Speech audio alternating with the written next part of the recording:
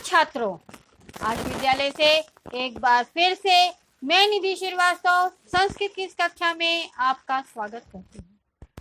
छात्रों, पूर्व कक्षाओं में हमने आपको भास रचित पंचरात्रम नामक नाटक से लिया गया प्रत्यभिज्ञानम अर्थात पहचान लिए गए रूप के बारे में आपसे चर्चा की। हमने अभी तक की स्टोरी में आपको बताया कि दुर्योधन आदि कौरव वीरों ने राजा विराट की गायों का अपहरण कर लिया था और विराट पुत्र उत्तर बृहनला को सारथी बनाकर कौरवों से युद्ध करता है। कौरवों की ओर से अभिमन्यु अर्जुन पुत्र भी युद्ध करता है, जो कि युद्ध में कौरवों की पराजय होने से अभिमन्यु पकड़ा जाता है। विराट को सूचना मिलती है राजा विराट को कि वल्लभ जो कि भीम के रूप में है, भीम है और वल्लभ के रूप में छद्मवेशी रूप में यहाँ पर कार्य कर रहा है, वो रणभूमि में अभिमन्यु को पकड़ लिया है। अभिमन्यु भीम तथा अर्जुन को पहचान नहीं पाता है और उनसे दुर्व्यवहार बातचीत करता है। दोनों अभिमन्यु को महाराजा विराट के सामने ले जाते हैं। अभिमन्यु ने वहां पर प्रणाम भी नहीं करता है। तब वहां पर महाराजा विराट कहते हैं कि मैं इसके घमंड का दर्प करूंगा, यानी नाश करूंगा, ऐसा वो कहते हैं। और फिर कहते हैं कि यह किसके द्वारा पकड़ा गया, ऐसा वह पूछते हैं। उसके आगे क्या होता है उसको जानने के लिए आइए देखते हैं छात्रों क्लास 9 संस्कृत सप्तमा पाठा प्रत्यभिज्ञानम का चतुर्थ भाग। छात्रों, प्रस्तुत पाठ में गद्यांश का और पद्यांश का हिंदी भाषा में अर्थ और संधि विच्छेद पर हमने प्रकाश डाला है। नौ छात्रों, यह गद्यांश अभिमन्यु से लेकर यातु इति तक है। भीमसेन, अब वो महाराजा ने पूछा कि यह किसके द्वारा पकड़ा गया, तब महाराज कह रहे हैं भीमसेना महाराज मया, यानी भीमसेन कह रहा है कि महाराज मेरे द्वारा, मया यानी मेरे द्वारा। तब अभिमन्यु कहता है अशस्त्रेणत्य भिधीयताम, यहाँ पर संधि हो रही है अशस्त्रेणत्य भिधीयताम में, अशस्त्रेण प्लस इति प्लस अभिधीयताम। तो अशस्त्रेण यानी बिना शस्त्रों के, इति यानी ऐसा, अभिधीयताम यानी कहो, यानी धारण किया या तुमने पकड़ा ऐसा कहो।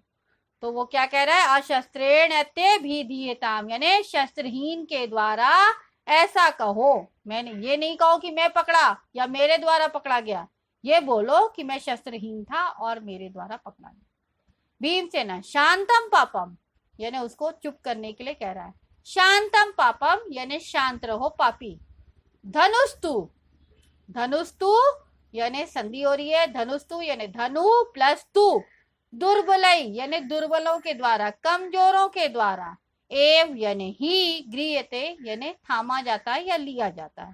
तो वो क्या कह रहा है कि चुप करो पापी, धनुष तो दुर्बलों के द्वारा ग्रहण किया जाता है।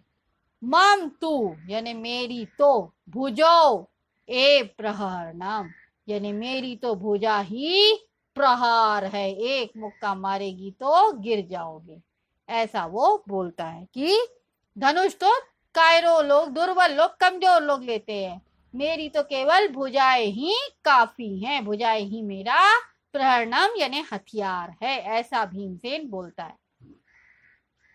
तब अभिमन्यु कहता है माँ तावत भो, माँ यानी नहीं, तावत यानी तब, भो यानी हे, तो हे तो नहीं, किम भवान मध्यमा ताता यह तस्य सदृशम वचः वदति।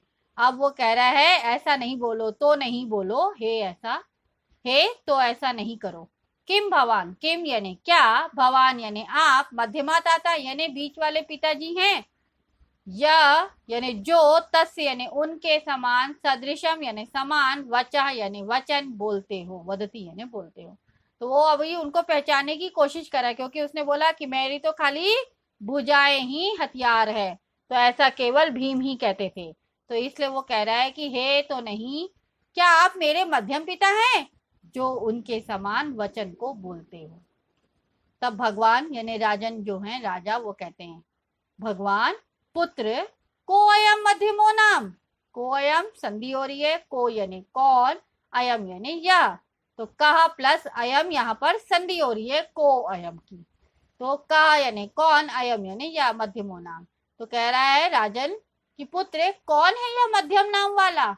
तब अभिमन्यु कहता है यो अक्रीत्वा जरासंधम कठल कंठलिष्टेन बहुना असंयम कर्म तत्कृत्वा नीता कृष्णो अतदर्हताम।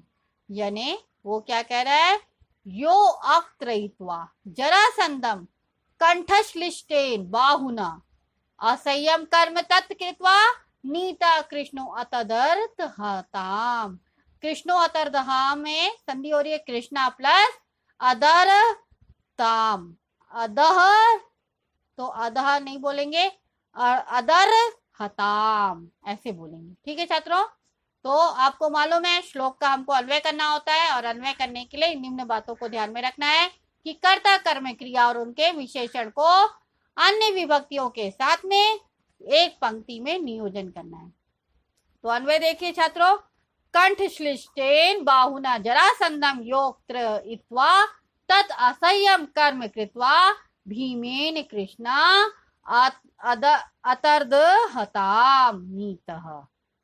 यहाँ पर कंठलिष्टेन यानी गले से, बाहुना यानी भुजाओं से, जरासंधम यानी जरासन। ठीक है, तो क्या कह रहा है कि गले से और भुजा से जरासंधम, जरासंधम यानी जरासन नाम था, योग त्रयित्वा यानी जो बांध कर, यो यानी यह प्लस त्रयित्वा है, तो यो अक्त्रित्वा अर्थात यह यो यानी जो, अक्त्रित्वा यानी बांध कर, तत् यानी उसे, असंयम कर्म कृत्वा यानी असह्य, तो वह तत् यानी वह, असंयम कर्म कृत्वा यानी असहनीय कर्म करके, जो कि कृष्ण के द्वारा भी नहीं हुआ था। कृत्वा करके, कौन, भीमेन यानी भीम के द्वारा, कृष्णा यानी कृष्ण की, अतदहर्ताम नीता यानी जगह ली है, यानी पात्रता ली है। यहाँ पर अतदहर्ताम का मतलब होता है पात्रता लेना।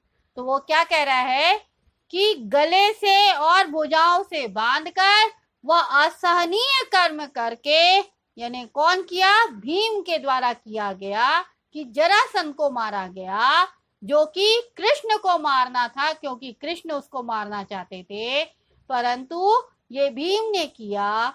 तो ये उसने, भीम ने कृष्ण की पात्रता या कृष्ण की जगह ले ली। छात्रों ऐसा वह बोल रहा। नाउ नेक्स्ट आगे देखिए, गले से भुजा से बांधकर वह असहनीय कर्म करके भीम के द्वारा कृष्ण की पात्रता ली गई। किसके द्वारा, भीम के द्वारा। ठीक है, तो भीम ने कृष्ण की जगह ले ली। तब राजा कह रहे नाते छेपेण रुष्यामि रुषिता भवता रमे किम उक्त्वा नापराधो अहम कथम तिष्ठति यात्विति। यानी अब राजा ने कहा, क्या कहा, नाते छेपणे छेपेण सॉरी रुष्यामि रुषिता भवता रमे किम उक्त्वा, संधि हो रही है किम प्लस उक्त्वा, नापराधो अहम में भी संधि हो रही है ना प्लस अपराधः प्लस अहम, कथम तिष्ठति यात्विति, यात्विति में भी संधि है यातु प्लस इति।